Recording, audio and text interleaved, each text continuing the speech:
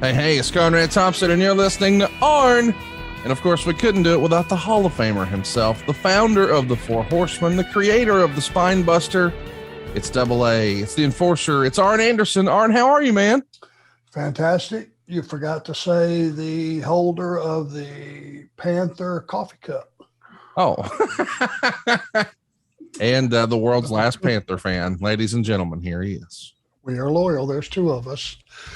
Well, there's actually three of us. Barrett, not as much as Brock and I don't think. I think he gets frustrated with them, and he's just an overall sports fan, but we try to support the local folks, so here we are.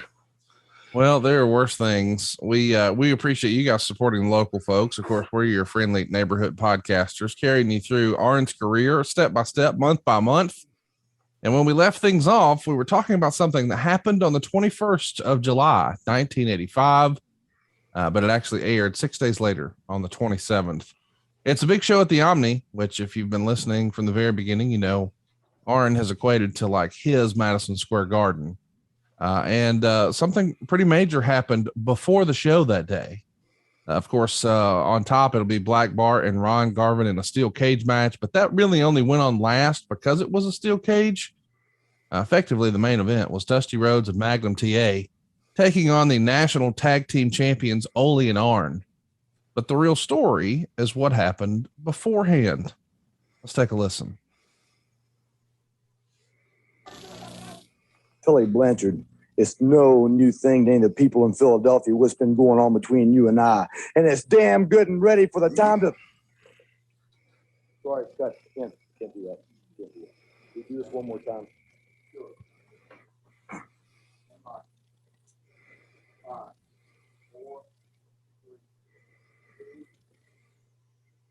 Tully Blanchard, all the people of Philadelphia know all the things you've done to myself, all the things you've done to the American Dream, Dusty Rhodes. But it's time for some dues to be paid, some real heavy dues. You've done some things to me that you're going to have to answer for, and Philadelphia is the place you're going to answer for. You know, the U.S. title is very prestigious, and you and I have gone round and round over it. And when we come to Philadelphia this time, there's going to be no mistaking what's going to happen. I'm going to come on you like nobody's ever come on you before. I'm coming there to take you out in no uncertain terms. No baby doll at your side, nobody to run distraction for you, just you and I in the middle of that square circle, nose to nose, eye to eyeball, getting it on like two men should do. This is professional wrestling. This isn't some game. This is where men are men and the boys stay on the side and watch what's going on. And Tully Blanchard, you can't run and hide from me anymore. You're going to have to deal with Magnum T.A. All the stuff, all the things you've done are going to come to a head. Philadelphia is going to be the place. What the... And now we see you and Ole attacking him in the backstage area here. And the attack continues. This is a pretty hot angle. This is called a preemptive strike. And you're going to beat him down. He's in his jeans and his cowboy boots, and he's got a white shirt that y'all are ripping off of him as you're kicking him in the side over and over. And now Ole's ramming his head into the floor. This is good old school stuff. I mean, I know that we might not have necessarily officially announced the Four Horsemen as being a thing yet, but this is gang warfare right here. They're out here talking trash about Tully Blanchard, and here you and your cousin or brother or whatever Ole is to you at this point. Y'all are taking care of business here in the backstage area. Is this a big angle that you would have, known was coming way in advance, or is this something that just sort of happens organically day of? No, it had a little prep, we had been brought back from doing the loops, pretty much here, there, everywhere. And, we were firmly back with the A team, we called it, which was the Charlotte crew. And so we figured we just finished with Slater and Jesus Buzz Sawyer, we're in the middle of that angle. So we wanted to make an impression on everybody. And Magnum was the new hot guy at the time. You know what was so cool about that? And some people might have missed it, some not, was Magnum messed up that first promo. Yeah. And he actually cut it, called for him to cut it. And without cleaning it up or anything, just started over. I don't think you'll ever see that again. It was one of those things that was 100% legitimate, and I thought was really cool. It made it look real. And we talk about the show later that night. Of course, it was supposed to be a tag match, but it winds up being a rather one-sided affair because obviously Magnum is in no condition to compete. But once it looks like you guys have really just double teamed and beat down Dusty Rhodes, Magnum can't help, even in his diminished state, but to come out and try to help.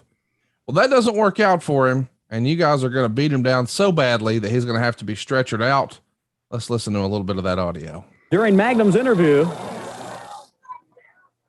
and warned Magnum not to be caught without his partner. That's exactly what he said. He said it on numerous occasions. So you have to admit that Arn Anderson warned Magnum T.A. not to be caught alone. Magnum was caught alone during an interview session, and this is the result. There he is. Magnum T.A., as Brett Wayne Sawyer is going to help him push out. The security officers are there. First aid crew is there.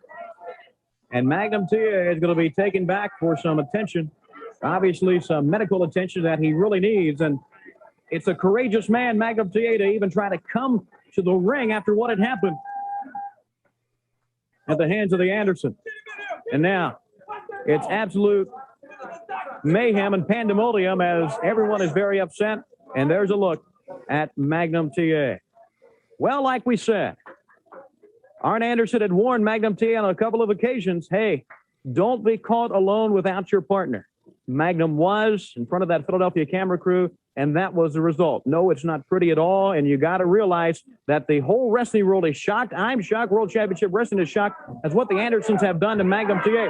Now, Magnum got some medical attention back in the dressing room. He was able to set up on the stretcher, and he had these words to say about the Andersons, about what had happened at the hands of the Andersons on that night in front of that camera crew. Let's go to it.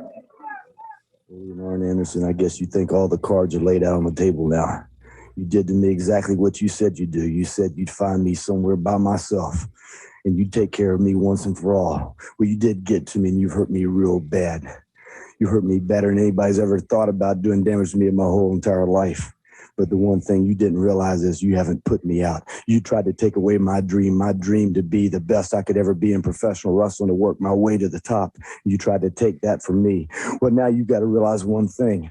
I'm a wounded animal. I'm hurt pretty bad, but you don't know how bad. In every waking moment of my life now, your images are dwelt. They're burnt in my mind, and that's all I see. Ole Anderson, Arn Anderson. And every second of the day, you're going to have to be thinking about where I'm coming from, because somewhere, I'm going to get a piece of you. Somewhere, Ole and Arn Anderson, you're going to make my day, and there's not one thing you're going to be able to do about it.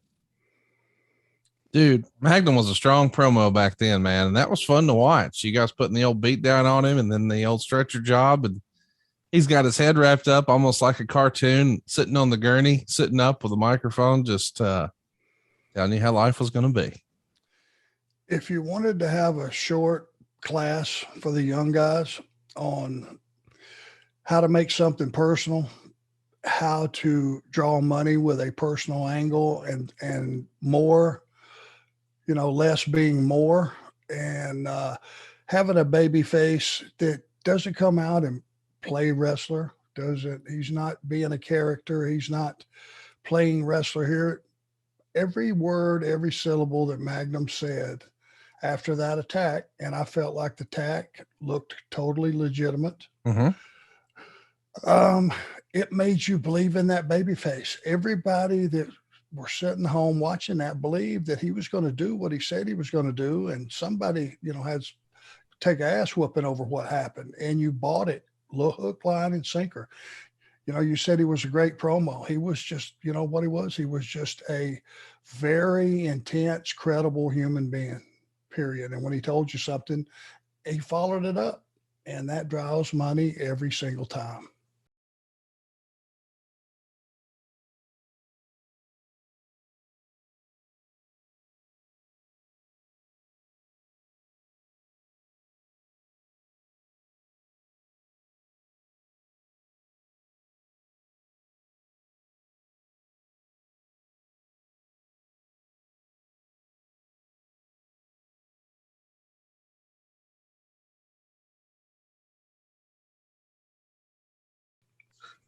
It was very realistic, especially when you compare what's happening on the other channel.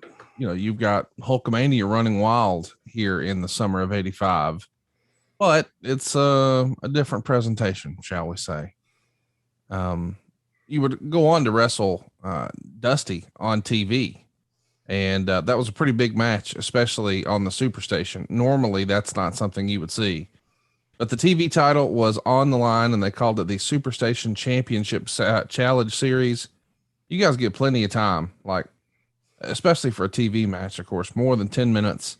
In the end, though, of course, as you might imagine, there's going to be some shenanigans. There's going to be some hijinks. And Magnum T.A. is going to come out and try to get a little bit of revenge when the referee is down and there's no one around to make the count. When Dusty has you down, Magnum makes the count. Let's take a listen to what happens from there. Magnum T.A. Here's Ole. Ole Anderson. Now continues to pound away at Dusty Rhodes. The bell is sounded. Mike Beaver tossed out of the ring. Here comes Magnum.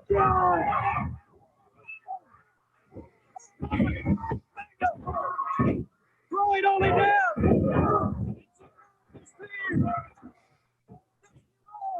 Magnum T.A. they're back together. So Magnum and Dusty clear the ring of you guys when Ole came in to make the save. But, I don't think we can properly put in context in 2021 just how big of an opportunity this is for a young Arn Anderson. You're on the Superstation, which these days, everybody's got 300 TV stations and they just think, well, okay, he was on one of the stations. But this is the Superstation. Like, this is a channel that everyone has. And you're wrestling Dusty Rhodes. Magnum's got a promo. Here we go. Arn Anderson tried to put me out of professional wrestling. They did exactly what they said they would do. They got me by myself. Two of them against me. They tried to take me out. Tried to put me out of this sport that I love more than anything. Well, let me assure you one thing. You hurt me first. You hurt me real bad. But I can assure you one thing. I won't be the last one hurt. I got a whole new attitude now. I'm going to hurt somebody. I'm going to put somebody out of professional wrestling. And Anderson, it's going to be you. Dusty, World Television Champion still. Throughout this country, everybody talks about wrestling, We talk about Hollywood wrestling, That ain't right. This is it right here. Like the Nature Boy said, it's respect. And let me tell any of you jerks sitting out there in Hollywood, if you want some of America's team, you come and get it because Ole and Arn Anderson, yours is mine and his, Daddy, and you can take that to the bank. America's team back again. Dusty Rhodes, Magnum T.A. Don't go away. So clearly a little shot at the WWF presentation by Dusty Rhodes there. Of course, he's like the head booker, but you got to remember in '85, they did WrestleMania, which it's easy to sort of gloss over in hindsight because we've just gotten used to them happening every year. But this was a major happening, the first of its kind. It's on closed circuit everywhere. You've got Muhammad Ali involved. You've got the Rockettes involved. You've got Mr. T involved. You do have a lot of quote unquote mainstream celebrities, and it's doesn't take a lot to figure out what Dusty's talking about there, that this is real wrestling. And I loved that he got so fired up. He said ass on TBS. They actually had to bleep it. Your ass belongs to me and him, which is great stuff. This has to make the fan inside of Marty Lundy feel like, holy cow, I've made it. Here I am on the biggest Superstation, and Dusty Rhodes is telling me my ass belongs to him. Check. We're checking a lot of boxes in wrestling. You have no idea. To be included in that group, at that point in time, and have Dusty Rhodes threatening me, and, I matter enough that he would take his valuable TV time to discuss me. It was surreal. It really was. It was surreal. And I was not lost on the fact that Dusty, number one, did not wrestle on TV very often. If you wanted to see Dusty, you had to buy a ticket, go to a live event to see him wrestle. He would do promos all the time, but very seldom was he in a match, and in a competitive match at that. So that was not lost on me. And, you know, Magnum was making that thing just hotter and hotter. Every promo he did, you felt like, okay, man, we might should have finished that one all the way, because this guy is hot. He's got a partner that is pissed as well. And they have a personal issue, which in those days, people wonder what personal issues are that, you know, we talk about all the time that draw. This was one of those, because people believed the Andersons had an ass whooping coming, and it wasn't going to be very long before it happened. It's so cool to watch this good stuff back. I mean, it feels like wrestling has evolved, or maybe devolved, but what a show that was. Of course, it aired on July 27th, 1985. Later that night, there's going to be a big show for Mid-South in Tulsa at the Skelly Stadium, where Ric Flair and Dusty Rhodes are going to hook it up. They're also going to do a show that same day in Greensboro, North Carolina. Flair's pulling double duty. He'll be working Nikita Koloff there on top. On the 28th, it's Asheville, North Carolina and Augusta, Georgia. On the 29th, it's Greenville, South Carolina and Jasper, Georgia. On the 30th, we've got a show in Jackson, Mississippi. On the 31st, there's one in Dorton Arena. We're back to New Jersey for Burlington County VO Technical High School, August 1st. Dusty and Abdullah on top, but you're not on that card. Instead, you're in Huntington, West Virginia on August 1st, teaming with Ole to take on Johnny Weaver and Sam Houston. We haven't spent a lot of time talking about Johnny Weaver, but you talk about a staple in that Mid-Atlantic area. Any good Johnny Weaver stories you can tell us? No, just that he was a really kind man too. You know, he was a nice, did you have a chance to ever meet him? I did not. Just a nice man. And he had been loyal to Crockett Senior and worked there for a very, very long time. When I first got there, he was kind of finishing up. But he was still involved in the office and, you know, wasn't wrestling very often at all. Now, I know Ole had an extensive, I'm sure, history with Johnny back when it was Gene and Ole, back in those days. But he was just a guy that was really nice. He was a fan, just like the rest of us was. He loved the business, and he would be an old timer to me at that time.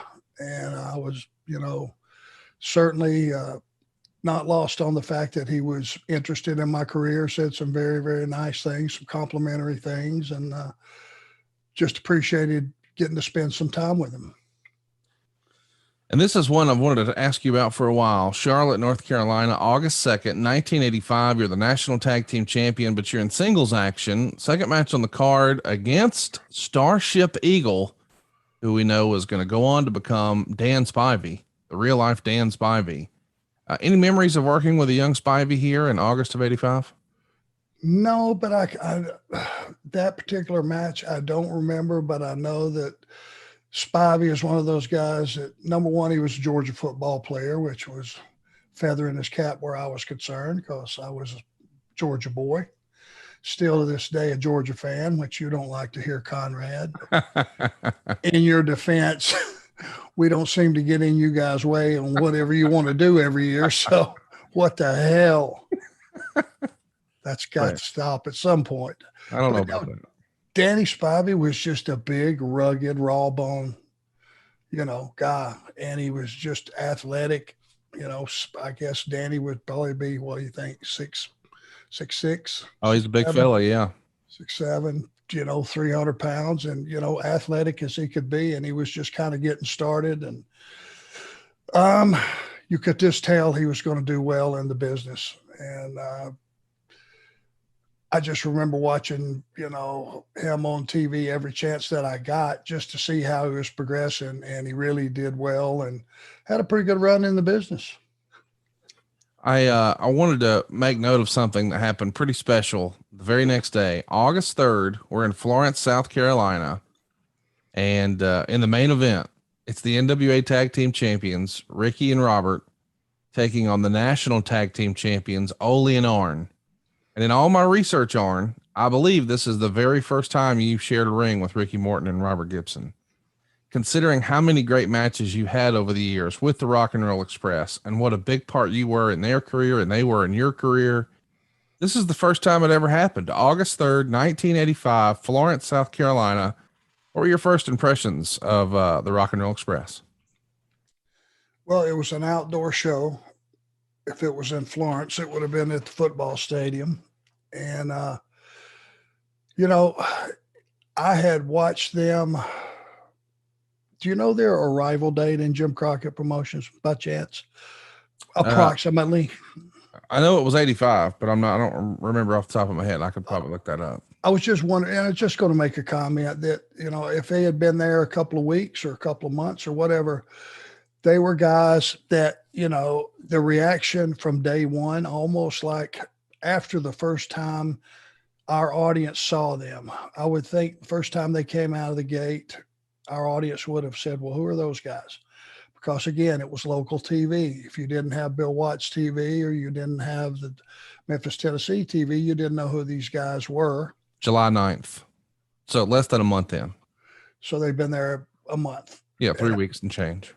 I would have had time to have their first week where people didn't know who they were, but I guarantee you the excitement that filled the room that first debut match would have encompassed all of our audience members. They would have went, good God, who are these guys? But they sure are exciting. And man, they would have flamed up right away. So I would have had 3 weeks to have watched them on television, you know, taped the show, came back home, watched it, whatever. And right away, it was, you know, these guys I knew were going to be huge baby faces. I knew the girls were going to love them. The kids were going to love them. The older audience were going to love them. They were just likable guys and just full of energy. And to be in the ring with those guys without really having, you know, a long conversation with them, you know, we would see each other, you know, a little bit at, on Wednesdays doing promos. You know, we're all underneath the same roof, but everybody kind of kept to themselves because you wanted to keep your head in the game. And it wasn't a visitation deal. It was, we had to get promos knocked out for all those local markets because we still had to drive to Raleigh for a house show that night. So what I guess the point I'm trying to get to is we weren't all just sitting around getting to know each other. Right. But I would watch them on TV and I saw where they were, you know, heading in on a rocket ship, man, straight to the moon. These guys were getting over week to week. And the first time we walked in the ring with them, and, you know, Ole was kind of stuck in that, you know, these guys are too little, you know, what the hell, you know, we should just beat them up. This is what I can see going through his head. He never said that to me, but I could just tell the way initially he started working with them was until he saw the audience bought it. They bought these guys and they believed in them, and, you know, they got behind them. And it didn't take me long, which was about 30 seconds, to decide, hey, I'm going to go in here and do my best, you know, to get these guys over. You know, Ole was going to be a harder sell because he just came from that old school, you know, a wrestler should be so big and so tall and so tough and all these things. And there really wasn't a place for anybody that was less than that. But I saw it right away, and he would chew my ass out starting that night about, man, why are you taking all those goofy bumps? And I just kept my mouth shut. And my answer to myself was, because these guys are huge money. And I could tell it then. And I wanted them to go back and go, I want to work with that guy again, versus, damn, what a hard ass those guys are. You know, it's like pulling teeth trying to get them to sell for us. But, you know, already then, a month in, those guys were already on fire. It's something that I think is worth a discussion. They win the titles on their debut. So they come in certainly with a big reputation from Mid-South of being a fantastic tag team. They put on a hell of a show. I think it's a match that goes more than 30 minutes where ultimately they win the tag titles from the Russians. And they're essentially made men there in Shelby, North Carolina. But here we are 3 weeks later, and I'm curious, is there any resentment amongst the boys? I mean, on the one hand, you've got to reconcile that these guys are territory guys. They had success somewhere else, and you watch the matches, and holy cow, can they wrestle? And boy, the women and kids, they're really with them. Is there part of the locker room you think that maybe is like, no, wait a minute, these guys just come in and they're the tag champs and now they're working on top and getting main event money?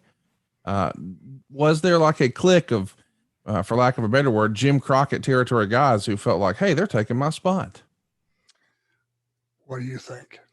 I think so. I think I agree with you. Yeah.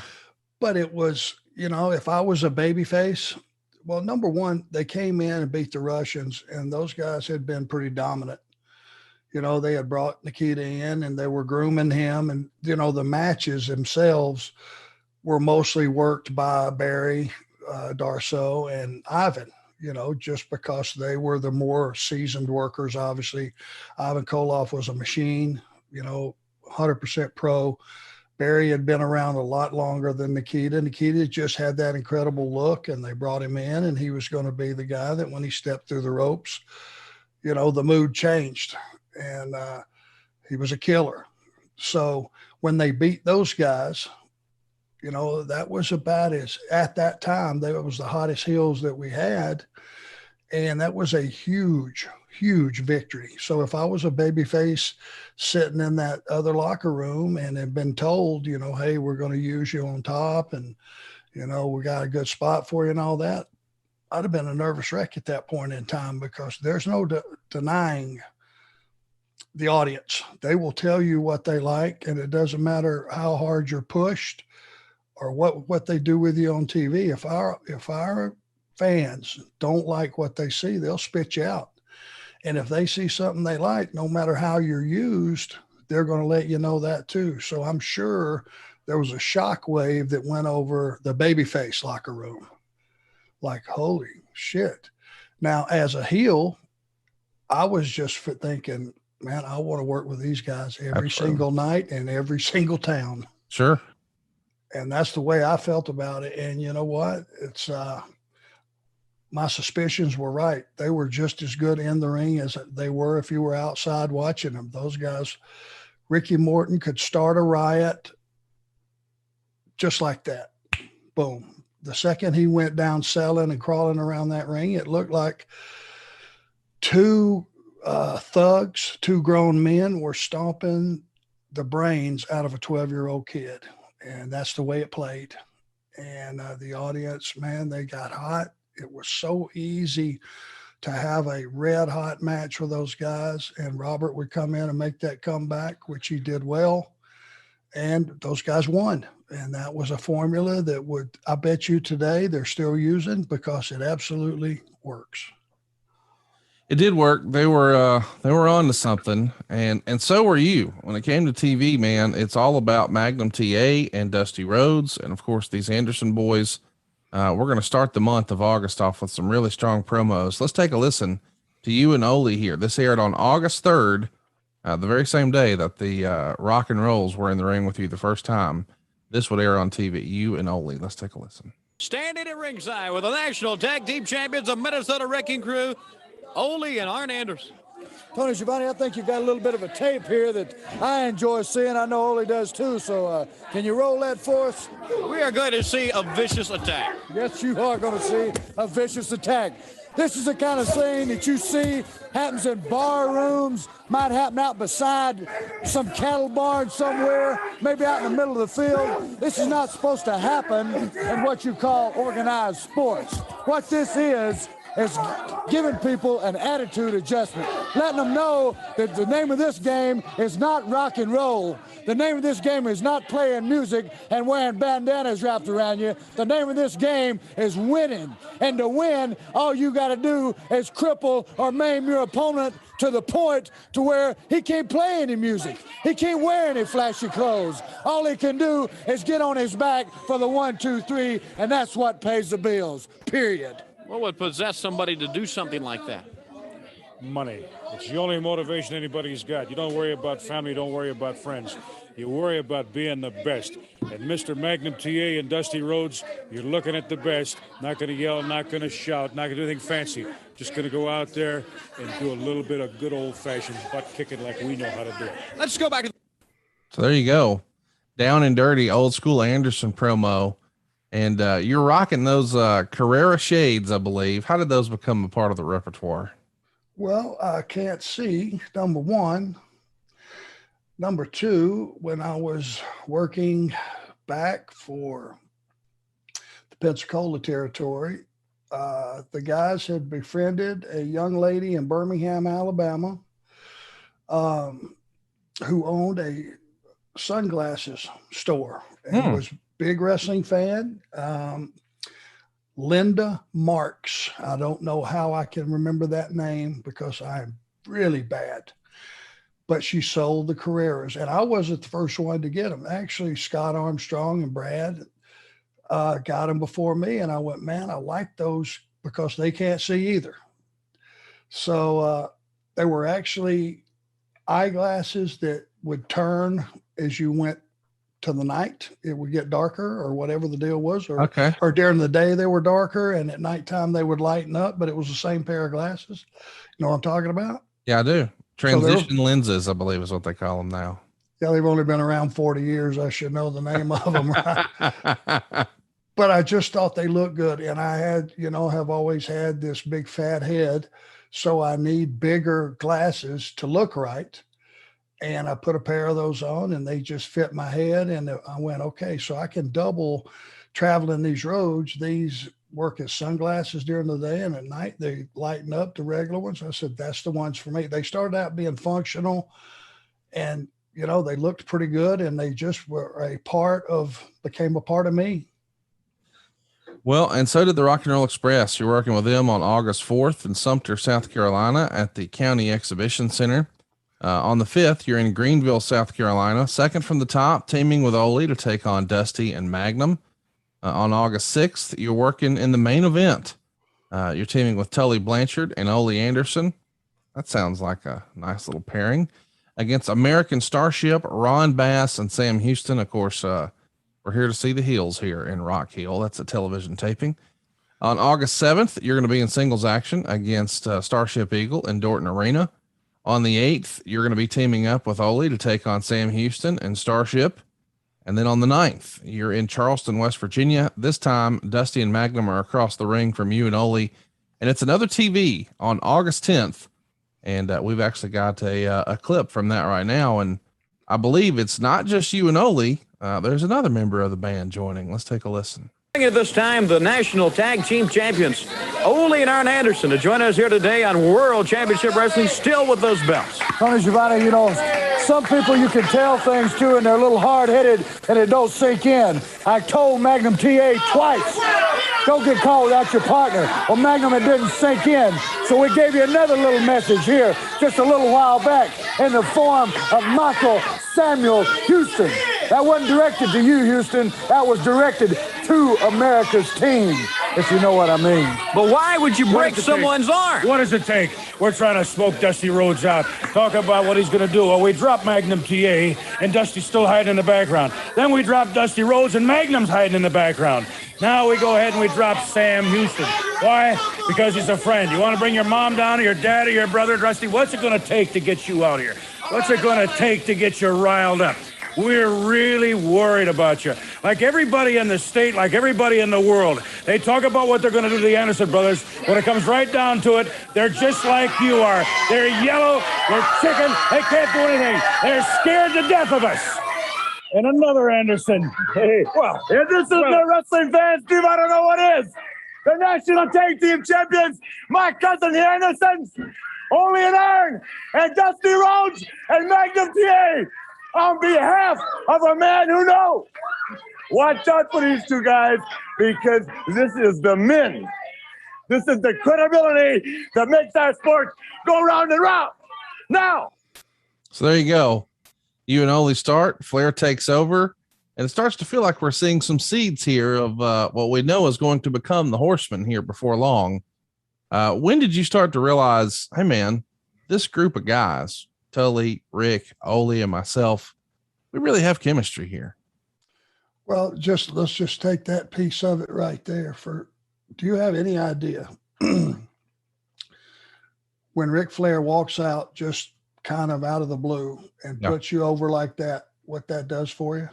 That's a huge deal. He's the world champ. I don't think there's a bigger stamp you could have put on us at that moment in time than what was put on us, because he purely came out there just to validate what we had been saying, who we were. He just said, they are who they say they are. And man, that just goes like such a long way, because it was so out of the blue. It had to be legitimate. Why would he spend his TV time talking about us if it wasn't? And it was little things like that that validated you. You know, I've always told guys, you know, what would be your advice, you know, when you do a promo? Well, don't go out there and belittle your opponent. Don't say he's too small, too little, too fat, too old. Build him up, because you're going to have to be trading fists with that guy and swapping holds and wrestling these guys that you're talking about.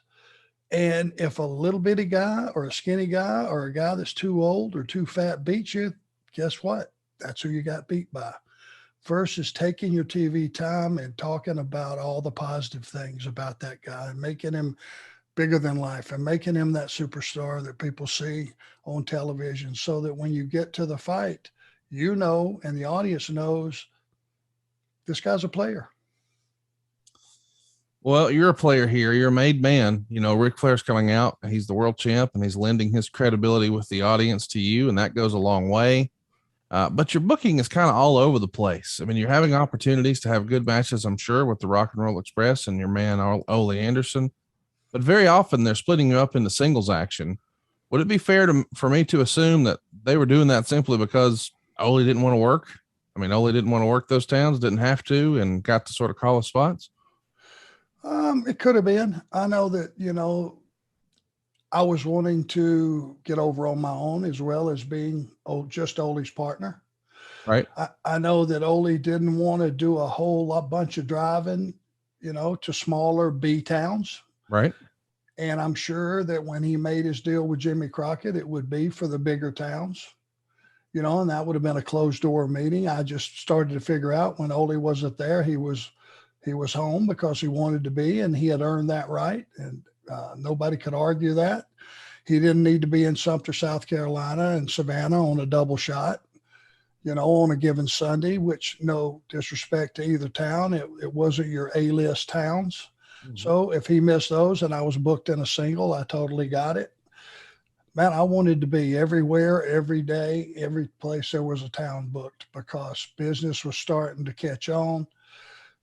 We were starting to catch on. I saw how the Rock and Roll Express was starting to catch on. At that same time, the Midnight Express was starting to catch on. You could just feel that, like, those B towns that had been half full, maybe a couple of months before that, were now 3/4 full. And you could just feel everywhere we went, business was picking up. And you could just sense it and feel it, and things were catching on fire. And it was a good feeling to be featured and be part of that.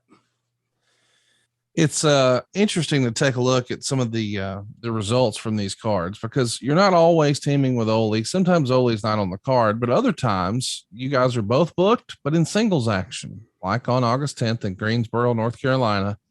You're working Sam Houston and he's working Starship Eagle. Are we trying, do you think, you know, if you had to guess, you know, sort of retroactively, what now, 36 years ago, are we doing you guys in singles matches simply because we need to fill a card up, and that would just, you know, we've only got so many guys, and that makes sense? 100%. Yeah. I was able to use that same terminology, believe it or not. That's just scare you. You know, they're trying to fill a card with names. Yeah. You know, and if the name is only on one side of the match, you know, it doesn't matter. That's the name that's going to draw the people. You know, it can be Ole Anderson versus Wrestler X. Yeah. You're not paying to see Wrestler X, you're paying to see Ole Anderson. That's right. And Sam Houston was a guy at that time who was a perfect baby face to get a heel that you're trying to build over. He sold great. He made good comebacks. You know, he was an underdog. He looked young because he was young, and he was a victim for an Anderson, and it was a great guy. You could get great heat working with Sam Houston, but still have a competitive match because he had babyface skills. We keep the hits going. On August 10th, there's another big show in New Orleans for Mid-South. They're Lone and Flair out there, of course, as world champ to work with Butch Reed. On the 11th, we're back at the Omni. And then on the 12th, Championship Wrestling from Florida is going to do a stadium show with Ric Flair and Wahoo McDaniel. Also on the 12th, we're going to do a TV taping in Greenville. And that's, of course, South Carolina. Another TV taping in Shelby on August 13th. Did you have a preference between Shelby and Greenville? It seems like y'all did a lot of tapings in both. Well, Shelby was closer, which we always liked. Greenville, though, was a bigger venue, more people, a more established town, I think. But anytime you could get a short trip, even if it was only, and I think it was probably 50 miles shorter, man, that's an hour you're not on the road. And that's, if it's each way, that's 2 hours you're not on the road. You felt like you were blessed to get that shorter trip. So we took it. Let's talk about what aired on the 17th on Mid-Atlantic TV. It's a tag match with you and Ole, and you guys do a promo afterwards. Let's go ahead and take a listen to the promo. Champions, Ole Arn Anderson fans. Ole, I got to tell you, I've known Ole Anderson, tough, rough competitor in the ring, taking it all. I've never seen you stoop to do something like the unprovoked attack on Magnum T.A. Well, I don't know why I wouldn't call it unprovoked. The thing that I want everybody to know is that we're not playing games. We're for real. We're the tag team champions, and we tend to hang on to these belts. Now, Mr. Caudle, I know maybe you want to go out there with a glass of milk and a couple of cookies and say, oh, Mr. Rhodes, would you please be careful when you're out there wrestling with me? Everybody knows that Dusty Rhodes and Ole Anderson have no love between them. Goes back a little ways. Magnum T.A., he's just a big mouth. I listen to Magnum T.A. and I listen to Dusty Rhodes, and both of them are yelling and screaming and hollering. Now you figure out why. But maybe they're mad, maybe they're frustrated. But when I look at them yelling and hollering, I see a big yellow streak. I know that means that they're covering up because both of them are scared. You want to know how scared they are? You take a look at them. You see what we do to them in the ring. Now, everybody else talks. Dusty talks. He's got the American flag. He's got that young kid, Magnum T.A., and they go around and have everybody telling them how great they are. Look here in the ring and see how great Magnum T.A. is. I'm not bragging. Arn's not bragging. All we're doing is showing the facts. And the facts are that there's Magnum T.A. laid out. Now, let me ask you a question.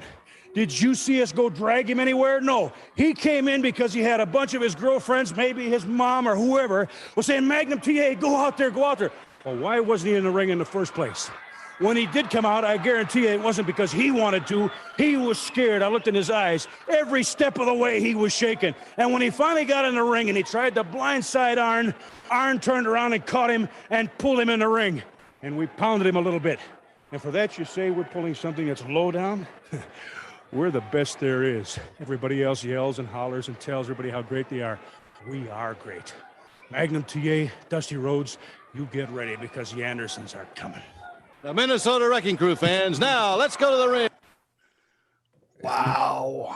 Ole's just maybe one of the greatest of all time, is he not? My goodness. You damn right.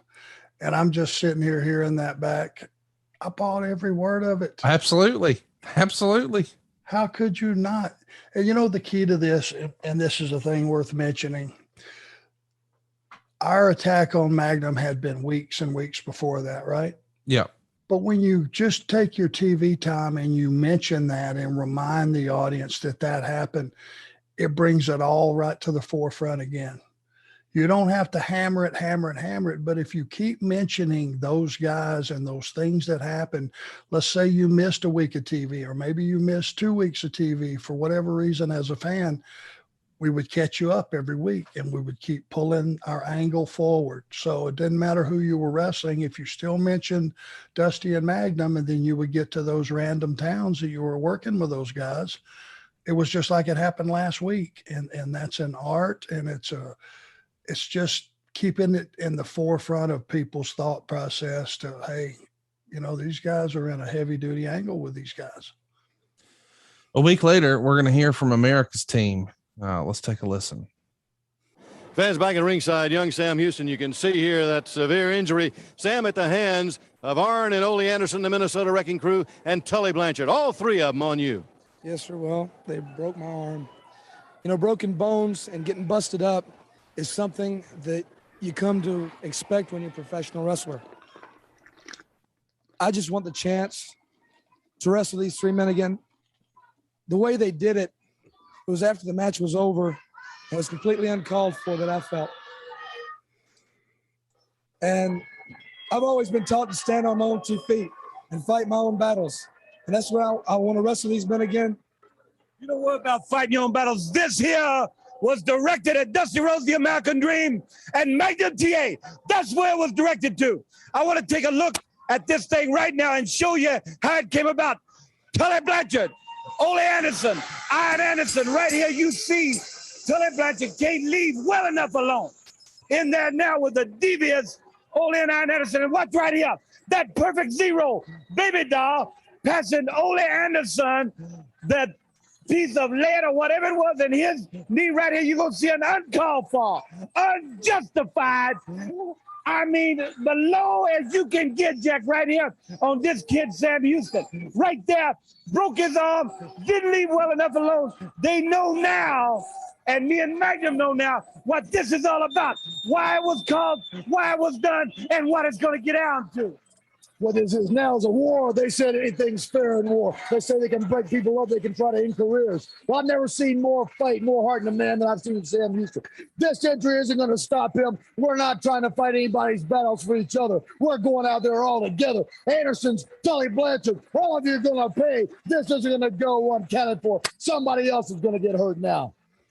Dusty, they've been doing this. It was Magnum first, Dusty Rhodes, Sam Houston. It looks like they got a list they're going to work on. Let's go way back, Ole Anderson, way back to 1976 in the parking lot in Atlanta, Georgia, when I got out of my car and you and your brother, Big Gene Anderson, decided to take a tire tool to my head. That's how far it goes back. That's where the beginning started. So now then, by doing this, is just made me know what it's all about. So now you got to prepare yourself for the battle of your life, because Magnum T.A., myself, and yes, Sam Houston, now go take care of business, and that's going to be some broken bones on your body when this thing is all over. America's team, Dusty Rhodes, Magnum T.A., and Sam Houston. Let's go to the ring. You know, every now and again, we have opportunities to be pitched something for sale, and they'll say, well, here's your bronze level, and here's your silver level, and here's your gold level. I feel like we kind of heard that, the promo version, Sam Houston doing his best to try to spit it out, a new guy, but you could hear, you can almost hear the wheels in Dusty's head turning, like, hang on, I got it. And Dusty's enthusiasm is infectious. It almost wasn't even about what Dusty was saying. Dusty was excited, and his excitement just comes through the screen, does it not? Yeah. When you say Dusty Rhodes, what's the first thing everybody says? Charisma. Right? Oh, yeah. Unparalleled. And that is bigger than any one promo. That is something that you have every time you run into somebody and you're having a one-on-one conversation, or you're talking to 10,000 people, or you're talking to a TV audience. It comes across. And that's what he had. And, you know, Sam, the simple story of this angle was Dusty said at some point, I'm sure early on, this kid, Sam Houston, is a new addition to Jim Crockett Promotions. He's got a lot of talent. He's got a bright future. We like the fact that, you know, he's young and inexperienced, but he's in there learning. And that's all Dusty would have had to have said to give that kid a rub. Not that he overplayed it or overdid it. So we looked at that as him being a protege of Dusty's. That's another way of striking a blow at Dusty. Break his protege's arm. And it's easy for Dusty to step in and pick up that promo. And now you put a cast on Sam's arm. We go around, we do some 6-mans, and the rub for Sam is unbelievable. Can you imagine being partners with those two guys? No. I mean, I can't even imagine it. It's a whole different realm, and it's a rub that you keep your entire career. People, you know, still talk about that, I'm sure. So, man, just everybody won on this deal, everybody. And Ole, when he starts talking, man, it would mesmerize me, because articulate, intelligent, got right to the point. and he didn't scream or holler. There's nothing more frightening than a guy that's in your ear and very quietly telling you how he's going to cut your head off and stick it on a post. It's just terrifying. Let's talk about the state of professional wrestling here for a moment. August 16th, there's a show in the Meadowlands called Star Wars. It's a joint show with Jim Crockett Promotions and the AWA. You're not booked on the show, but I just wanted to get your perspective of, at this point, did you feel like, as someone working in the business, it's all hands on deck against Vince McMahon and the World Wrestling Federation? It just felt like, to me, that the promoters were getting together and seeing the huge success that Vince was having and started to circle the wagons. Maybe we should have some conversations. And you would always swap out like an individual talent, like one match maybe would go to work for a big city and a big show for another promoter, because the NWA, basically all those promoters had an agreement. They would work together and, do all the right things where each other was concerned. But I think AWA was pretty much a standalone, company. And so for them to do a co-op show with Jim Crockett Promotions, it let everybody out there know that, hey, maybe we better start working together a little closely, the promotions, because Vince, he was continuing to go around and take the top talent from every territory. So in a sense, Jim Crockett, to combat that, he had Flair 6 months or so before, the Rock and Roll Express arrived, and the Midnight Express and the Buddy Landells and the Arn Andersons and all these guys that came along in '85 for Jim Crockett. He was assembling an all-star team as well. And it was just who could get the talent, because there were no contracts in those days. It was a handshake deal, and it was your word and all that. But it was a race to gobble up all the talent and pretty much have 2 all-star teams. Well, we're building an all-star team here. You guys do a show in Richmond, Virginia here in August, and Tully Blanchard's going to fight Magnum to a no contest. When, what do you know, Arn Anderson makes the save. On August 18th, we've got 9,000 fans in Charlotte to see Dusty and Magnum take on Ole and Arn in the main event. Singles action in Columbia with Arn and Sam Houston on the 22nd. A little bit of a change of pace in Philadelphia on the 23rd. It's Arn and Ole against Jimmy Valiant, the Boogie Woogie Man, and Pistol Pez Watley. Then we're going to do TV on the 24th, where we see Arn and Ole taking on Brody Chase and Jason Walker. Of course, that is very much an enhancement match, but let's take a listen to the promo from that show. This is August 24th, 1985. We saw these two men win earlier here today, the National Tag Team Champions, Ole and Arn Anderson. Tony Giovanni, am I mistaken, or at the opening of today's program, was there a young man stretched out by the name of Denny Brown? Yes, there was. Denny Brown suddenly turned into a candygram to Dusty Rhodes and Magnum T.A. Just a little message, just a way of showing you what the Andersons and Tully Blanchard, a very good friend of ours who I think's got a little Anderson in him, can do to a man that gets in the ring with us. Now then, Rhodes and Magnum, you've decided you want a Texas Tornado match. You don't want one Anderson on the outside and one on the inside. You want them both in there where you can look them eye to eye. Well, what's going to stop us from chucking one of you over the top and then doubling up on you? Just ask yourself that, Magnum and Dusty. What's going to stop us then? Nothing stops us. We're still the national champions. We're still the best tag team that there ever was or ever will be. And we're still looking for Dusty Rhodes. We're still looking for Magnum T.A. And you can throw Denny Brown in there. You can throw Ron Bass in there. You can throw Jimmy Valiant in there. You can throw in Sam Houston or Starship Eagle, whoever you want. We're ready. The Anderson brothers are back. Coming up next, the Superstation Championship Challenge Series. Don't go away. Was TV day a fun day? Those Saturday TBS shows, was that a fun day or not so much? It was difficult because you always had a house show that night. Yeah. It was a full day. Wherever you came in from the night before, depending on how far the trip was, it could turn out to be 2 very, very long days. But we also knew that our television was our vehicle to make our living, and most everybody was of the opinion, hell yes, man, that TV time is critical. It's so important to getting over, and guys that were on that show, 605 to 805, every week are the same guys that people run into you on the street now that are 75 years old and go, hey man, on Saturday, 605 to 805, I was not budging. Yeah. And it's that face on that show week after week after week, you just became part of somebody's life, and that face of yours became ingrained in their memory, and they still talk about you today, and they remember the old days back then. And I have more people say that to me about any other time. Hey man, that 605 to 805, man, I did not budge. And I was the same way, and you were the same way too, Conrad. It was just the perfect time. If you were going out, you hadn't went out yet. Right. And if you weren't going out, you were home anyway. It was just an ideal time. Let's mention the travel like you sort of set us up for. Columbia, South Carolina was the show on the 22nd. And then you went up to Philadelphia, Pennsylvania on the 23rd. But then you've got to be back in town because you're doing this taping in the AM on August 24th in Atlanta. But that afternoon, you're doing a show in Macon, Georgia. And that evening, you're doing a show in Greensboro, North Carolina. And the next day, you're back in College Park, Georgia. And then you're back to South Carolina. This is quite the treadmill you're on here.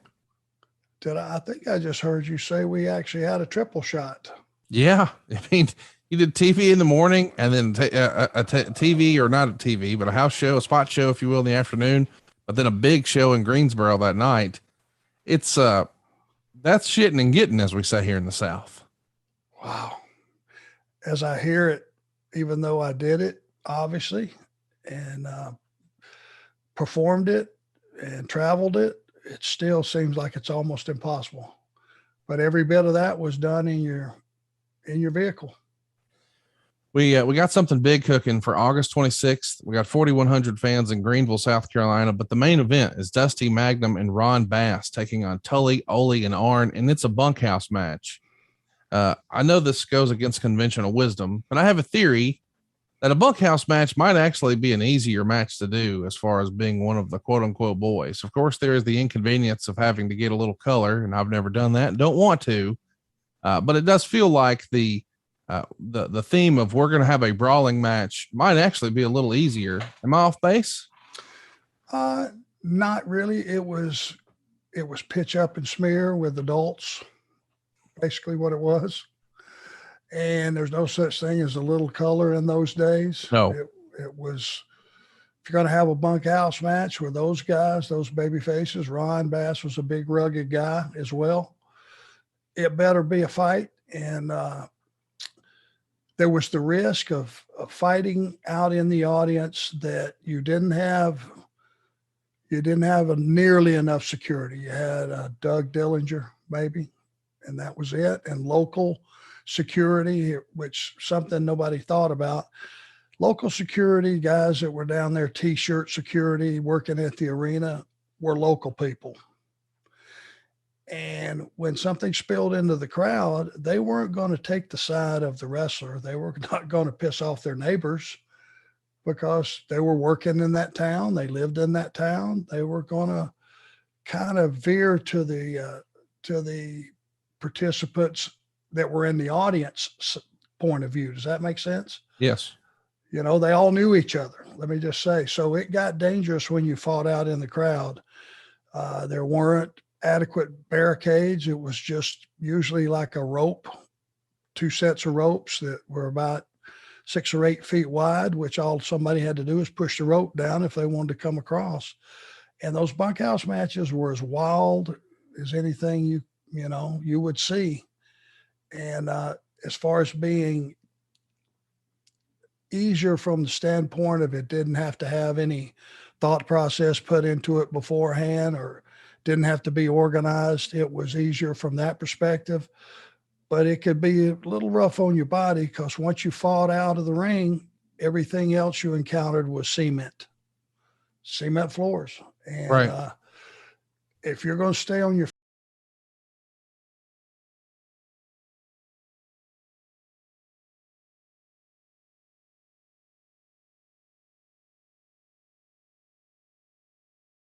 feet, it's not going to be very exciting very long. So you beat your own body up on that cement floors pretty bad. It was rough on the body. Let me put that to you that way.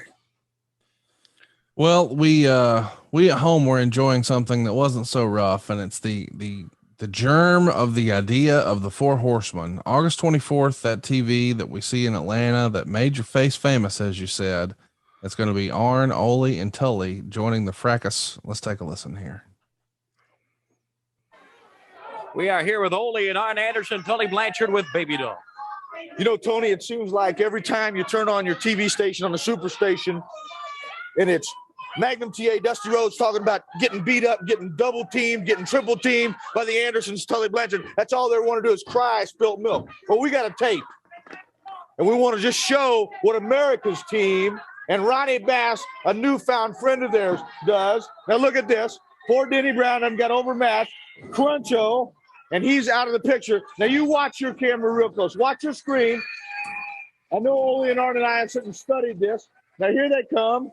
Here they come, street shoes, fists taped up, army boots. I don't know what kind of things are on there, attacking us. Look at this. Now, this is America's team. Now, you talk about interfering in somebody's match, attacking from behind. And in a minute, Ole, I know that you got some words. Tully says it right. All the time, we're the ones that are being accused of jumping people. We're the ones 2-on-1, 3-on-1. Well, here's the situation. I could beat Dusty Rhodes by myself. Arn could beat him by himself. Tully could beat him. In fact, we've all done it. But here I got Dusty hanging on to one leg. 4 people. Magnum T.A hanging on the other one, and they get that Sam Houston. A little revenge, supposedly. Get back at the Andersons. Get back at Tully Blanchard. Well, I'll tell you what. Anybody can go do what they did. It doesn't take any great brain to get dressed up and come sneaking out of the woodpile and jump on a guy that's not even looking for you.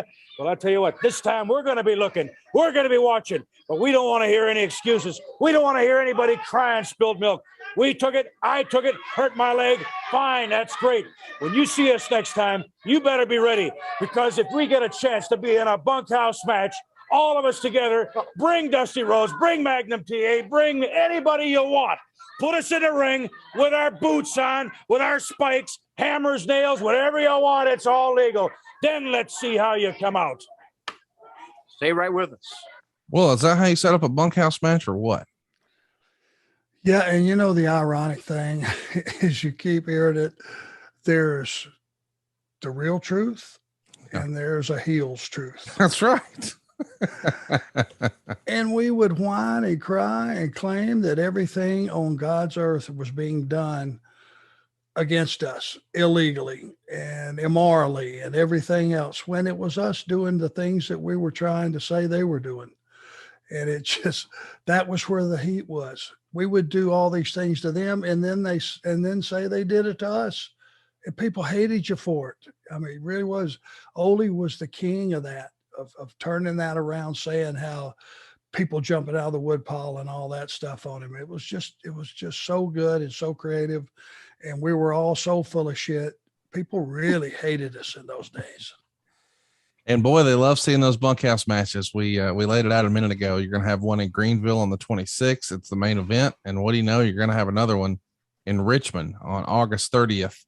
But August 31st, we get you in singles action against Sam Houston and Charlotte, but there's also 2 TVs that air. We're going to play a clip from that, and then we'll wrap up the month of August. You're going to have some TV matches against enhancement talent, if you will, with Ole. But then eventually we get an opportunity to hear from America's team. So they're going to have a response to all that's been moving and shaking here in Jim Crockett Promotions with the Andersons. It's Dusty and Magnum, and of course our favorite, Mr. Bob Caudle. Let's take a listen. All right, fans, with us right here ringside, America's team, of course, Dusty Rhodes, the world's television champion, Magnum T.A right here. Dusty, I don't know whether, and I don't think you've even heard of this, and they're not aware of it, but I've heard there's an officer somewhere in the building looking for Baby Doll, that he's got papers that he's trying to serve on Baby Doll. Something, I believe, about some money and a credit card in Hawaii or somewhere overseas. I'm not sure what this is all about, Dusty.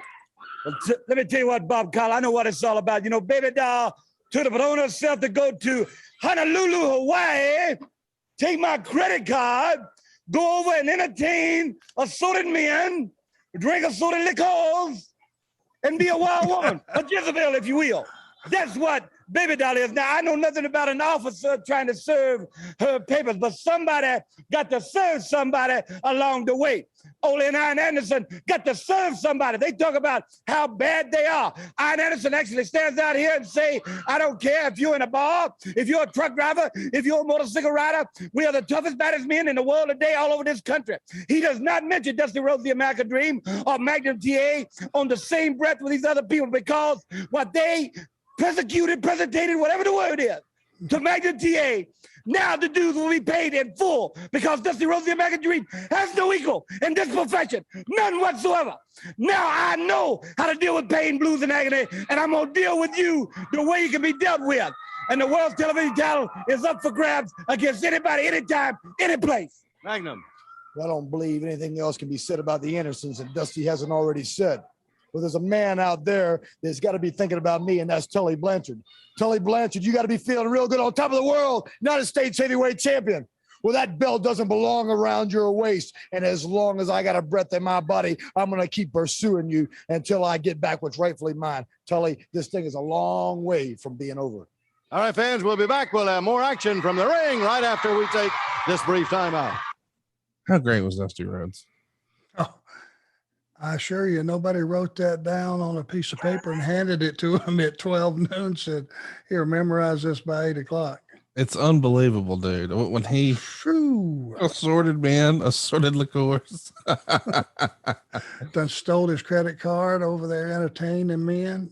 How creative and original and entertaining is that? Unbelievable. You know, it's no wonder that Jim Crockett Promotions is having their best year in history here in 85. We hope you're digging what we're doing. We're going to be back next week talking about all things September 1985. But Arn, I wanted to address something before we get out of here.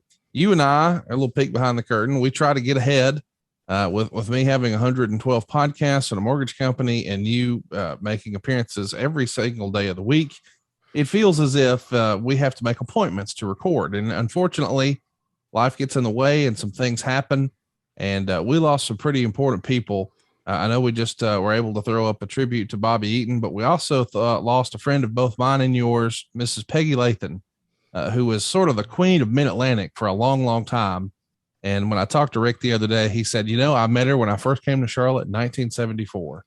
And he's known her since 74. And I had the good fortune of meeting her, I don't know, 8 or 9 years ago at a convention. And although we didn't see each other all the time, boy, I don't think I ever had more fun talking about wrestling in the good old days than when I was hanging out with Peggy. And I've yet to meet anyone who didn't have a kind word to say about her. And I know you got to meet Peggy along the way as well. Yeah, she was a super nice lady. And, you know, they would always come to the matches in the Greenville area and be so supportive. And there were fans that were friends, but, you know, you would see them, you would pull up to the arena and you'd talk to them for a minute going in the door and maybe on the way out or something. And Peggy was just a sweetheart of a person. And I know she was really close to Ole and Wahoo and all those guys of that era. And she was just such a sweet person. She will certainly be missed. That's for sure. And I bring her up because it's interesting to think about the what ifs, right? Like, I think it was back in May of 74, an overzealous fan stabbed Ole Anderson all the way across his chest, inches wide and inches deep. It was a bad situation.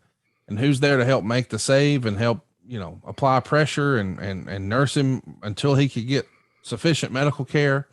It was Miss Peggy Lathan. And it's kind of interesting to think, you know, if that hadn't have been attended to in short order, man, wrestling looks a lot differently. The Horsemen look a lot different, if it's even possible.